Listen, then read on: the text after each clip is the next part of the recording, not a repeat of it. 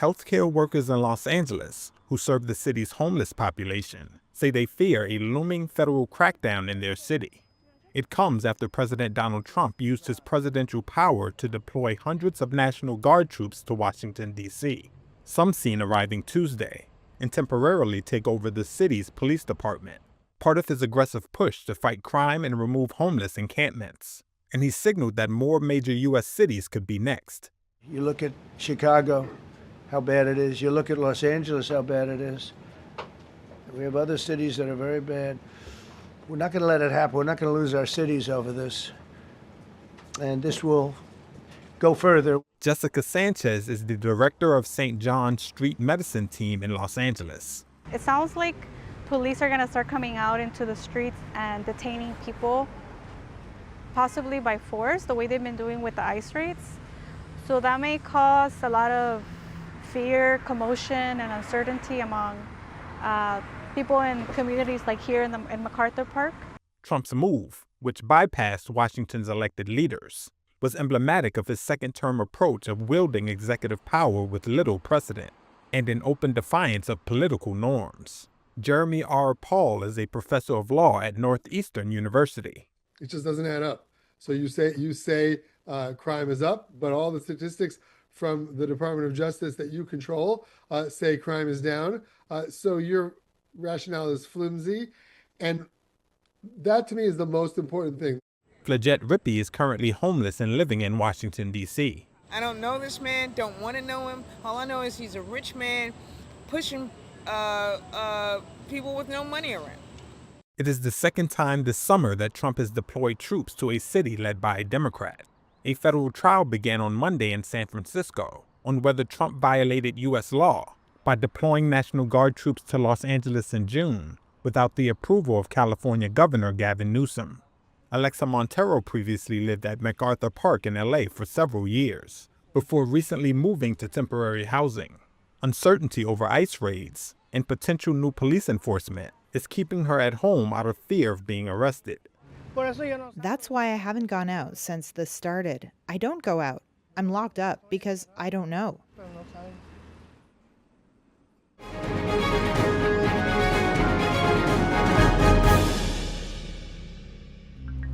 This gardening volunteer is attempting to fight one of Iraq's most pressing threats: desertification.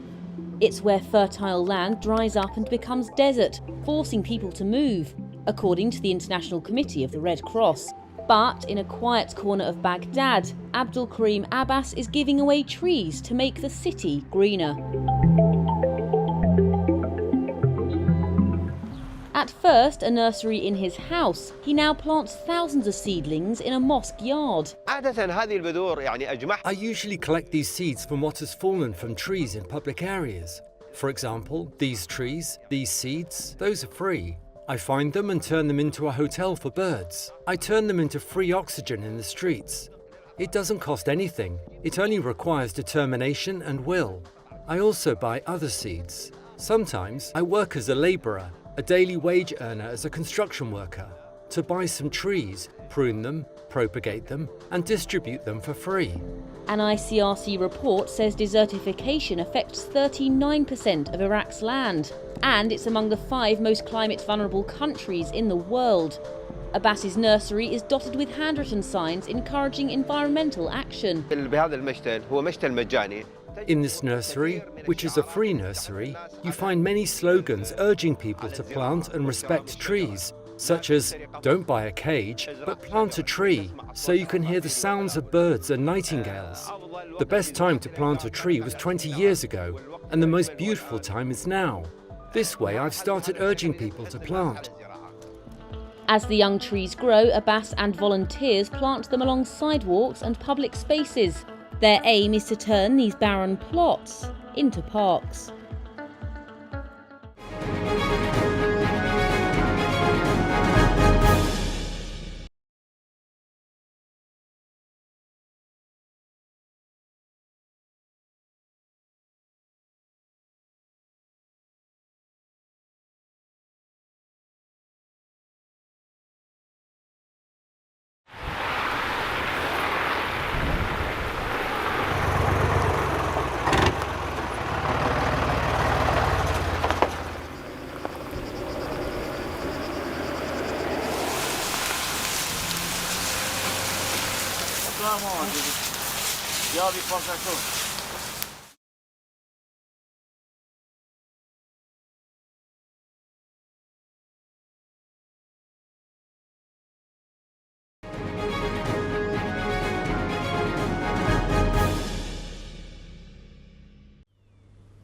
Four reactors at France's Ravelin nuclear plant will return to operation throughout the week after they were forced offline by a swarm of jellyfish.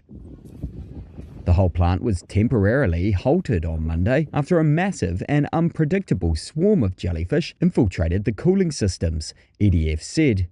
While not unprecedented, this phenomenon remains unusual in France's north. The plant is one of the largest in the country and is cooled by a canal connected to the North Sea.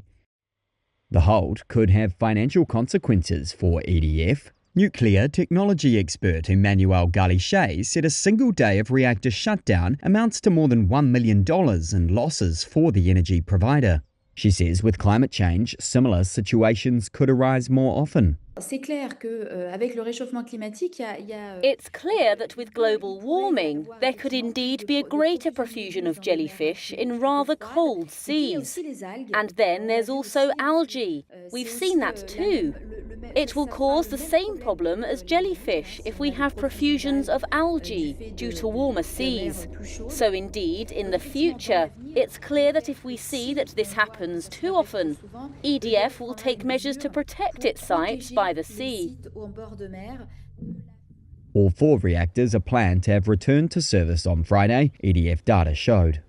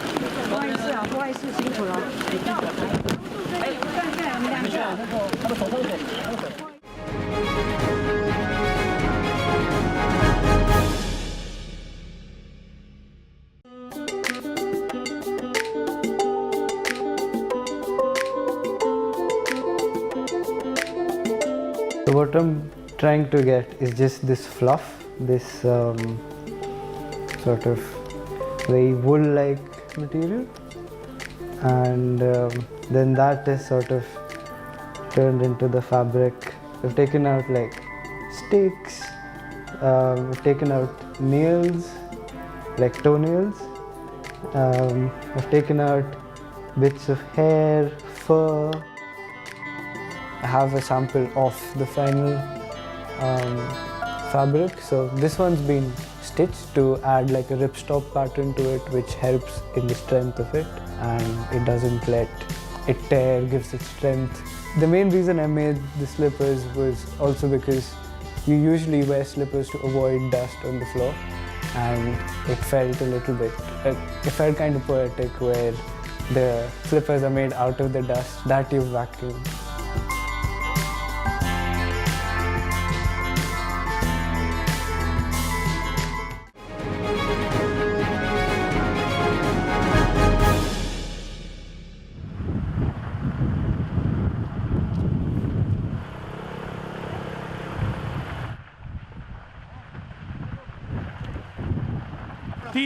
What does it look like? It looks like doomsday.